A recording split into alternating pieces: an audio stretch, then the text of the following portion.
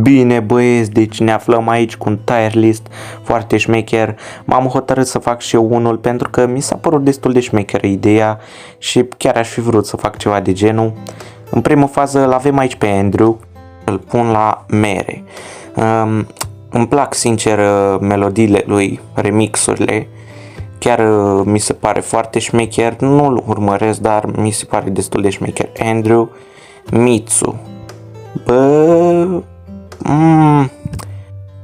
Pe Mitsu, sincer, am să-l pun la lasă de dorit din cauza că, nu știu, mi se pare cam straniu faptul că se inspiră de la MrBeast și încearcă să îi copieze într-un fel clipurile, pentru că, acum, pe bune, fix ca MrBeast arată thumbnail-urile, doar că, conținutul e ceva mai românesc, așa, de buget.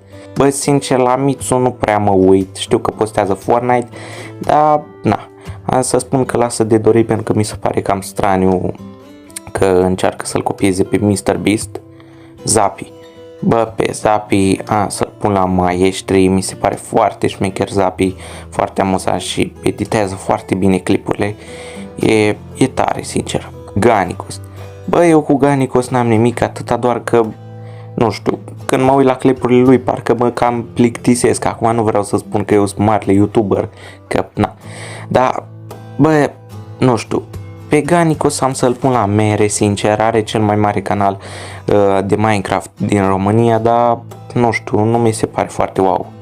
Nu știu ce să spun, adică Antonio mi se pare cam cringe așa cum vorbește și cum dă din mâini, că, până la urmă face conținut pentru copii, dar, cam cringe. Bobo Spider postează de aproape 15 ani și gândește-te că are abia 200k de subscriberi, dar, nu știu, dintotdeauna mi-a plăcut conținutul lui Bobo Spider. El nu postează jocuri care să fie populare sau nu știu ce, adică sunt destul de mediocre, ca să le spun așa, pentru că nu prea le vezi la youtuberi mari. El face jocuri cu poveste și chestii de genul, dar pentru că s-a ținut atâta de YouTube și pentru că postează și nu se lasă, am să-l pun la mere, sincer. Mădălin îmi place sincer foarte mult. Am văzut că face cam aceleași vizionări cu alți youtuberi mai mari, de exemplu Pink, adică nu vreau să judec pe nimeni, dar până la urmă cam pe acolo și el, din ce am văzut la vizionări, cam face cât face și Pink. Am să-l pun la maestri, sincer, poate părea puțin exagerat din cauza că postează jocuri care nu prea mai merg, adică cam scârție, Brawl Stars și din astea, dar ideea e că, sincer, mie tot îmi place ce postează, indiferent de situație. Deci Cătălin Talent trebuie să fie aici la Gads, pentru că n-ai cum, Cătălin Talent a zis că o să revină în forță, o să fie nebun, o să toate alea când o să își cumpere casă, că deocamdată stă la apartament și nu o să mai facă nebunii și chestii de genul, dar au zis că o să revină când o să fie la casă. Da. Mă rog, de obicei când un youtuber zice că o să revină și că nu știu ce, de obicei nu se întâmplă așa. Dar, sper că o să fie din nou șmecher Cătălin Talent, mie chiar îmi place.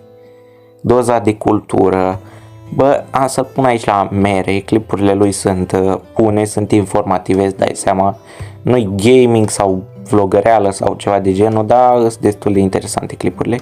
Dream Bradea, n-ai cum, e foarte șmecher, adică conținutul lui e foarte tare, atâta doar că face o postare acum, aș mai face una anul viitor, ceea ce n-ar fi rău pentru că azi e Revelionul, dar mă rog.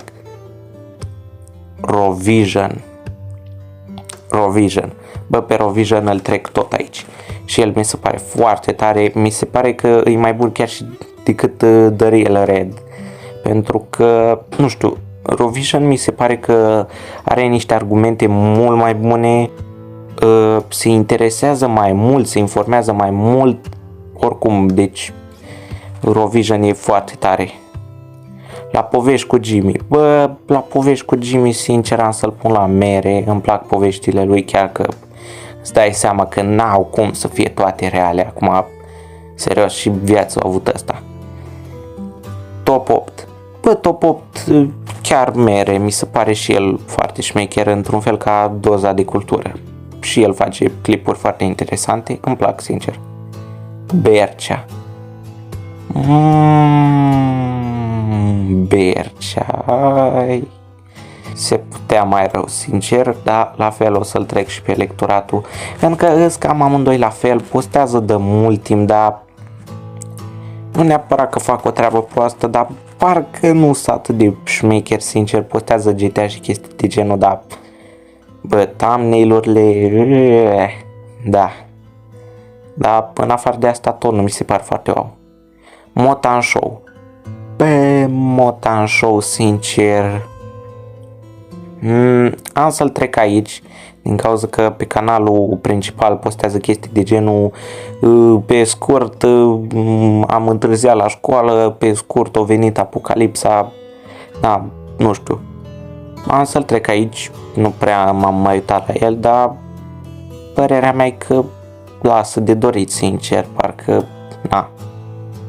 Shelaru, bă, pe Shelly am să-l pun la Gods, deși câteodată mi se pare cam cringe. Nu doar în filme, dar în filmele pe care le-a făcut, dar și în clipuri parcă câteodată e cam dubios. Postează chestii foarte interesante pe YouTube, îl pun la Gods. Gami, nu știu ce să spun, am să-l pun aici la lasă de dorit sau nu. Cred că se putea și mai rău, adică, na. Gami nu postează chestii foarte wow. Diana Condurache, bă, Diana Condurache cred că o pun la aceeași categorie. Nu știu ce postează, sincer, dar tot pe acolo e și ea. La legende n-am pus, sincer, pe nimeni, pentru că secțiunea asta pare așa ceva pentru ăștia OG de pe YouTube, dar oricum cam așa arată. Sper sincer să vă placă tier list-ul. N-am inclus chiar toți youtuberii, de exemplu pe IBM sau Max sau Pink. Nu i-am inclus și pe ei, pentru că cam acesta e tier list-ul pe care l-am găsit. Dar oricum sper să vă placă, sincer. O să ne revedem în curând.